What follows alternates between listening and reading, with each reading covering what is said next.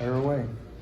What was the explanation on the two? Well, I guess the last review was pretty clear, but on the first one, what did they say about the puck crossing the line or not there? I didn't ask him because, I know that it goes to the league, and I'm assuming the league has an angle that I didn't see. I couldn't see anything that showed it definitively going over the line. I don't think they called it a goal on the initial one. I don't think it was called a goal, so I thought that the only reversal would be if it was a definitive, clear, over the line, puck over the line goal, which obviously we've been through a few times. The Florida game comes to mind. I didn't ask them because, whoever they spoke to in Toronto said it was a big goal, so we just have to accept that. Zegras, couple goals tonight. Seems like he's been getting his feet under him over these last couple of weeks. So where do you think his game's at? And, what do you think of his play tonight? He was terrific. He was good. I always tell you guys that he's always going to give you offense, and I'm always, motivating him to be focused defensively as well, right? And I thought he was good defensively tonight. He made really good, made smart plays with the puck. There was a couple chances that he maybe could have tried inside the blue line, and he chose to put it behind the other team's net. But he was good. I mean, he's been good since he's been back. And in general, how do you like that? Like you said, the first part of this year was building that base for him defensively. So building that base, and then now you're seeing the offense and whatsoever come off of that. How do you like how it's? Well, I think his offense is always going to be visible because he has the puck a lot and he has such a good view of the ice. You try and impress him on those offensive guys that their defensive compete is going to give them more touches, particularly in the defensive zone on breakouts and in the neutral zone. I don't really have a direct connection between that and his offense, but in the offensive zone. But I'm just happy with his overall game. Yeah.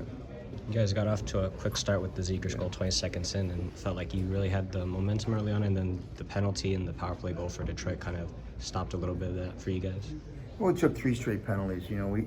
We came out and we were moving, and it was, I don't know, it was 8-0 shots. We had some real quality chances, and it's something that I thought we had put past us. We took some penalties, and then the whole second half of the first period, we were in the 6 of the 10 minutes we were in the penalty box, and then we had a chance to get back on the scoreboard with the power plays that we had, I think, in the second period, and to start the third, and we were on, unfortunately, we couldn't capitalize.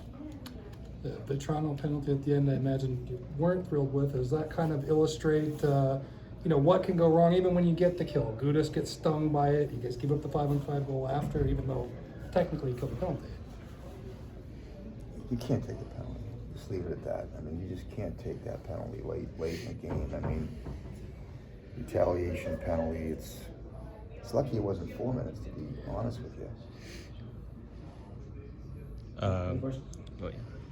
1 for 23 on the current homestand on the power play. Is there perhaps some discussion on shifting the personnel around on those units?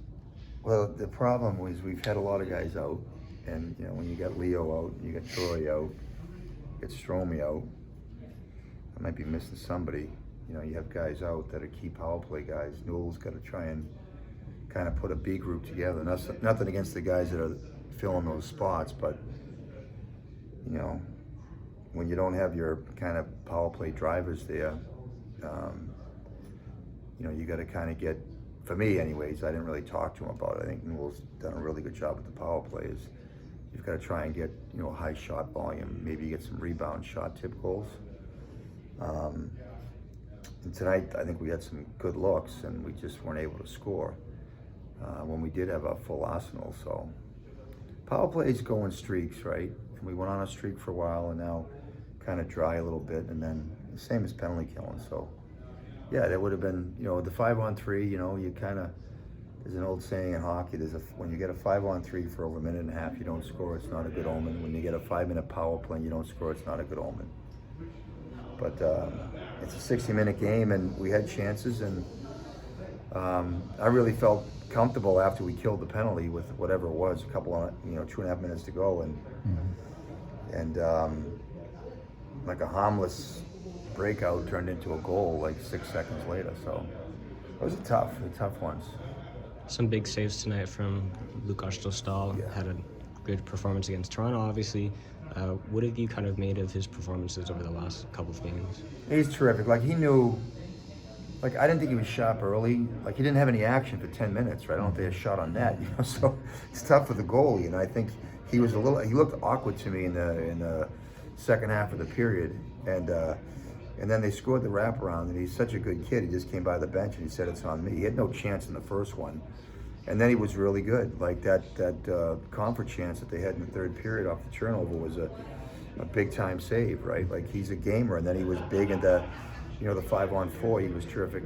He killed that off almost himself. They had like 3-4 shots point blank through traffic.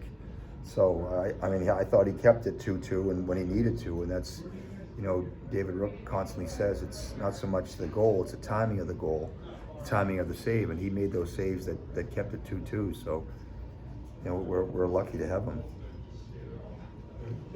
Okay.